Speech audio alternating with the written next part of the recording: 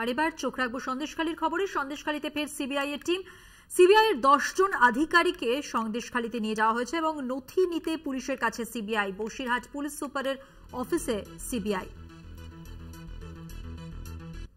খবরের শিরোনামে সন্দেশখালী বহুদিন ধরেই ছিল। 5ই জানুয়ারির পর থেকে প্রতিদিন প্রত্যেক সময় সন্দেশখালীর যা যা খবর সব আপডেট আপনাদের সামনে আমরা যেমন তুলে ধরেছিলাম। সন্দেশখালী ফের খবরের শিরোনামে সিবিআই এর টিম আজ সন্দেশখালীতে গেছে।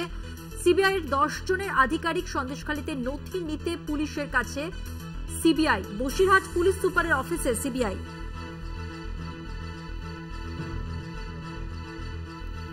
আমরা জানি বসিরহাটের বিজেপি প্রার্থী রেখা পাত্র আজ সন্দেশখালীতে সিবিআই এর এই যে তল্লাশি, সিবিআই 10 জন আধিকারিক সন্দেশখালীতে গেছেন, এ প্রসঙ্গে তার কি বক্তব্য শোনাবো। সেটা আমরাও শুনেছি, কিন্তু কতটা সত্যি সেটা তো আমি ছিলাম না সন্দেশখালীতে, তো আমি কিছু বলতে পারবো। যেতেই পারেন, কারণ আজকে রাজ্যের পুলিশ থেকে আমার বাড়িতে হামলা করা হয়েছিল, আমার ঘর বাড়ি ভাঙচুর করার চেষ্টা করা হয়েছিল। দেখুন, কনফার্ম না হওয়ার কিছুই নেই, কেননা আমার ঘরের পেছন থেকেই রাস্তা দিয়ে ওনারা ঢুকেছিলেন, এটা আমরা দেখেছি। দেখুন, আমার পরিবারের লোকের সাথে কথা বলেছিলেন কিনা সেটা আমার এখনো পরিবারের লোকের সাথে কথা হয়নি, সেটা আমি বলতে পারছি না আপনাদেরকে।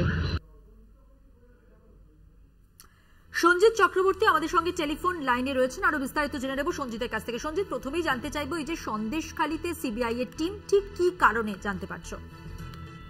দেখো, ইতিমধ্যে তুমি জানো সন্দেশখালী কাণ্ড নিয়ে সিবিআই তদন্ত, অর্থাৎ হাইকোর্টের নির্দেশে সন্দেশখালী পুরো ঘটনা, অর্থাৎ একদিকে জমি লুট এবং দখল বিভিন্ন এবং নারী নির্যাতন সহ একাধিক স্থানীয় ইস্যু, যে সন্দেশখালীর ঘটনা কিন্তু এবার সিবিআই তদন্ত করবে। ইতিমধ্যে সিবিআই তদন্তে কিন্তু আধিকারিকরা পেয়ে সন্দেশখালী কাণ্ড নিয়ে ইতিমধ্যে বসিরহাট পুলিশ জেলার পুলিশ সুপারের সঙ্গে কথা বলেন এবং পাশাপাশি একাধিক অভিযোগ এবং তার গতি বাড়াতে গিয়ে, অর্থাৎ সিবিআই তদন্ত আরো গতি যাতে বাড়ে তার জন্য সব রকম তারা এগিয়ে আসছে। অর্থাৎ তদন্তের স্বার্থে ইতিমধ্যে জমি যে নিয়ে বিভিন্ন সময় শাসক দলের নেতার বিরুদ্ধে অভিযোগ হয়েছিল, সেই অভিযোগ কেন্দ্রে জবাব হয়েছিল।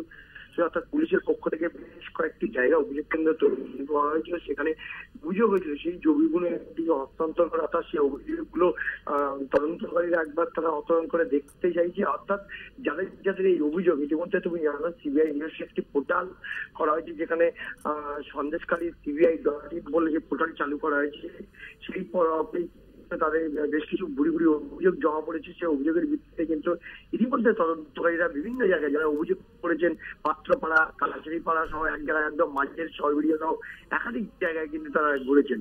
অর্থাৎ সেই তদন্তকারীরা একদমই। ধন্যবাদ সঞ্জিত, তোমাকে কথা বললাম আমাদের প্রতিনিধি সঞ্জিত চক্রবর্তী।